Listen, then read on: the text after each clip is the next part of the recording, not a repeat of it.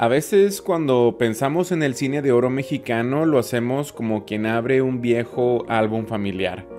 Ahí están los nombres de siempre: Pedro Infante, Jorge Negrete, María Félix, Dolores del Río, Cantinflas. Pero a veces no nos ponemos a pensar que detrás de esos gigantes hubo decenas de actores y actrices que también iluminaron la pantalla y que con el tiempo se fueron apagando sin que nadie pareciera notarlo. Y aquí viene lo interesante.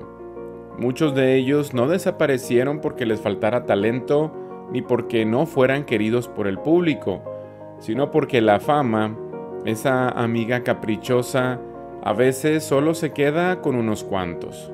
Sigue en sintonía. Estás en Crónicas Retro.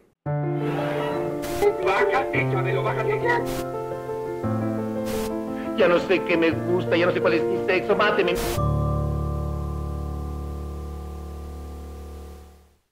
Hoy vamos a caminar juntos por esa otra orilla del cine de oro, la orilla donde habitan los olvidados. La época dorada del cine en México, de los años 30 a los 60, regaló historias entrañables, melodramas, comedias musicales, aventuras rancheras, amores imposibles y personajes que aún viven en nuestra memoria. Pero del otro lado de la luz también hubo sombras. Algunos actores fueron eclipsados por estrellas más grandes. Otros quedaron atrapados en papeles secundarios que, aunque memorables, nunca les dieron el reconocimiento que merecían. Algunos lucharon contra la pobreza, otros contra la soledad, y varios simplemente envejecieron en silencio. Este video no busca revivir tristezas, sino rendir homenaje, porque el olvido también se combate hablando de ellos, nombrándolos, recordando que existieron y que su trabajo ayudó a construir la historia del cine mexicano. Alma Rosa Aguirre fue, durante años, uno de los rostros más dulces del cine nacional. Tenía ese tipo de belleza serena que parecía iluminar una escena sin hacer esfuerzo.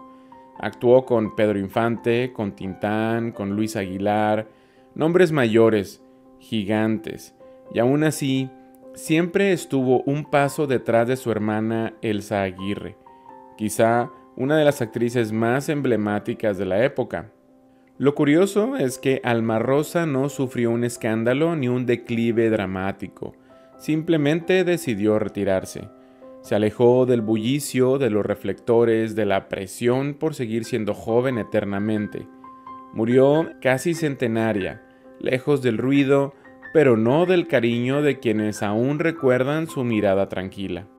Y aquí viene una pausa necesaria. ¿Cuántas estrellas más habrán elegido el mismo camino silencioso sin que nos diéramos cuenta? Si creciste viendo películas mexicanas, seguro que alguna vez sonreíste gracias a él. Mantequilla tenía un carisma que no necesitaba presentación. Podía ser el amigo torpe, el compadre fiel, el ayudante desesperado o simplemente ese personaje que, sin ser protagonista, hacía que la película valiera la pena. Y sin embargo, rara vez recibió un homenaje, rara vez fue celebrado como los grandes. Murió pobre, lejos de los estudios, lejos de un reconocimiento que le pertenecía por derecho, pero ahí está su rostro, atrapado en cada escena que aún nos hace reír.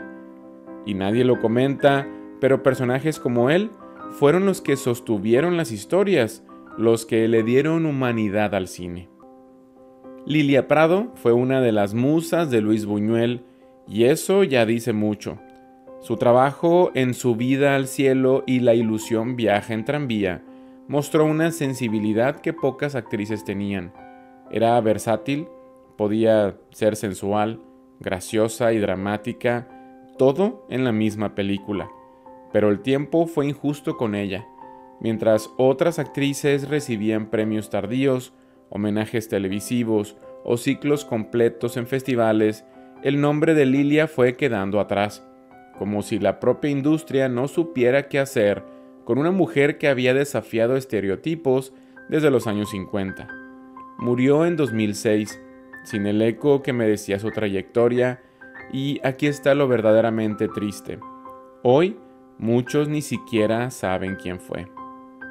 En el cine mexicano hubo muchos villanos, pero pocos tan memorables como Carlos López Moctezuma. Su mirada imponía respeto. Su voz era suficiente para hacerte sentir que algo malo estaba por pasar, y lo hacía tan bien que terminó encasillado en ese papel para siempre. Pero a diferencia de otros actores, él sí tenía la capacidad de transformarse. Podía ser un cacique, un juez cruel, un padre autoritario o un hombre atormentado.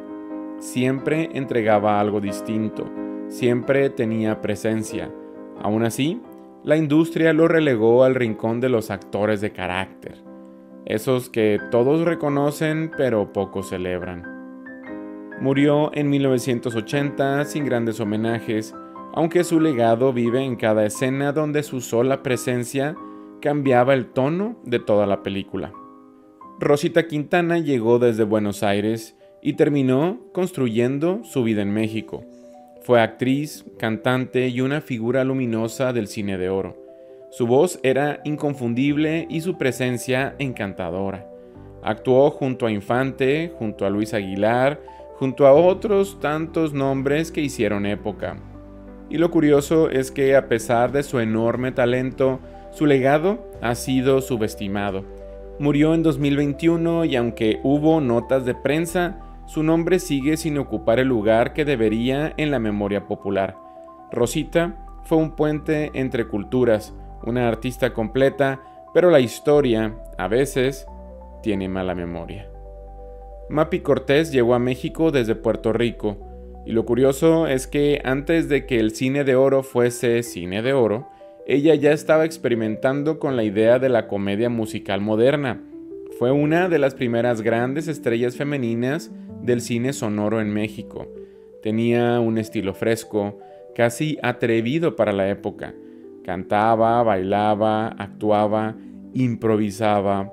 Era como un puente entre la comedia de revista, el teatro y el nuevo cine que buscaba identidad.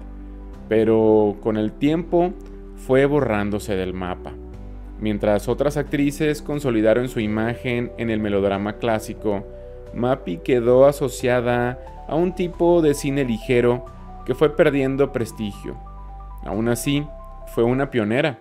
Abrió puertas para lo que después figuras como Silvia Pinal y Elsa Aguirre llevarían a otro nivel, pero pocos la recuerdan.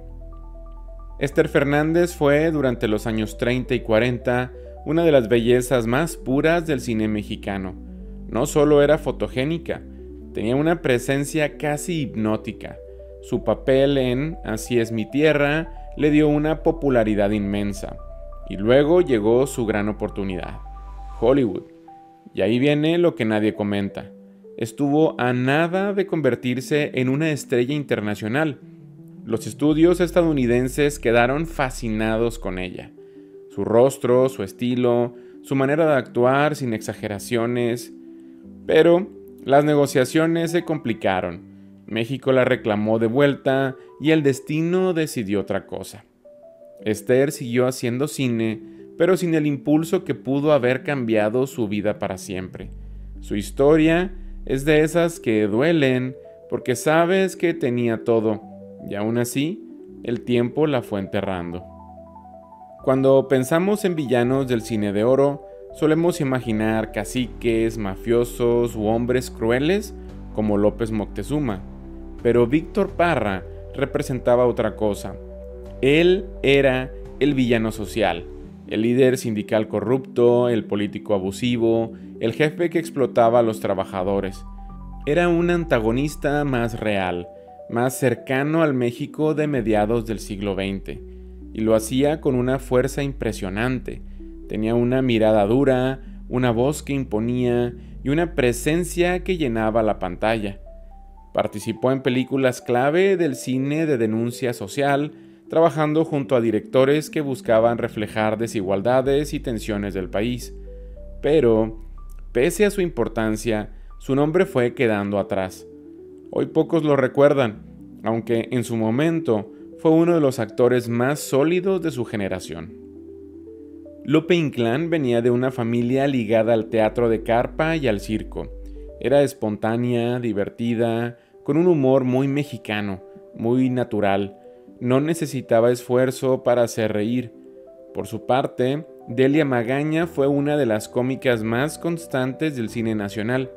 Apareció en decenas de películas, muchas veces como la amiga chismosa, la vecina gritona o la mujer de carácter fuerte. Y aquí viene lo interesante. Ellas representaban a la mujer del pueblo, no a la diva, no a la protagonista de vestidos elegantes, sino a la figura cotidiana que daba alma y color a las historias. Sin ellas, cintas como los melodramas urbanos o las comedias rancheras simplemente no tendrían el mismo sabor. Pero el tiempo fue injusto. Sus nombres rara vez aparecen en homenajes o ciclos de cine, y aún así, sus personajes siguen vivos en la cultura popular. Tito Junco no tenía la belleza clásica del galán ni la comicidad de los grandes humoristas. Lo suyo era otra cosa. Tenía una profundidad que se sentía incluso en papeles pequeños. Su estilo era sobrio, intenso, casi teatral, pero perfectamente adaptado al cine. Participó en películas esenciales como Salón México y Dos tipos de cuidado. Su rostro transmitía emociones complejas: dolor, rabia, resignación, autoridad. Era un actor que cargaba historias en la mirada, pero como muchos de los grandes secundarios, no recibió el reconocimiento que merecía. Fue uno de esos actores que elevaban cualquier escena solo con estar en cuadro. Y sin embargo, hoy pocos lo mencionan. Y hoy nos preguntamos, ¿por qué los olvidamos? Y es que es una pregunta incómoda, quizá porque las nuevas generaciones crecieron con otras pantallas, porque las plataformas digitales prefieren lo reciente, porque el blanco y negro para muchos parece viejo, o tal vez porque como sociedad somos malos para mirar hacia atrás. Pero olvidar a estos actores es también olvidar un pedazo de nosotros mismos, olvidar cómo hablábamos, cómo amábamos, cómo soñábamos. El cine no solo cuenta historias, también guarda la memoria de una sociedad. Ver sus películas, platicar sobre ellos, enseñarles sus escenas a quienes vienen detrás, es una manera de decirles que aún están aquí. Porque las estrellas no mueren, solo se esconden detrás de las nubes, pero siguen brillando, esperando que alguien levante la vista y las nombre. Gracias por acompañarme en este viaje a través del tiempo. Mi nombre es Oscar y esto es Crónicas Retro. ¡Pellizquito de pulguita!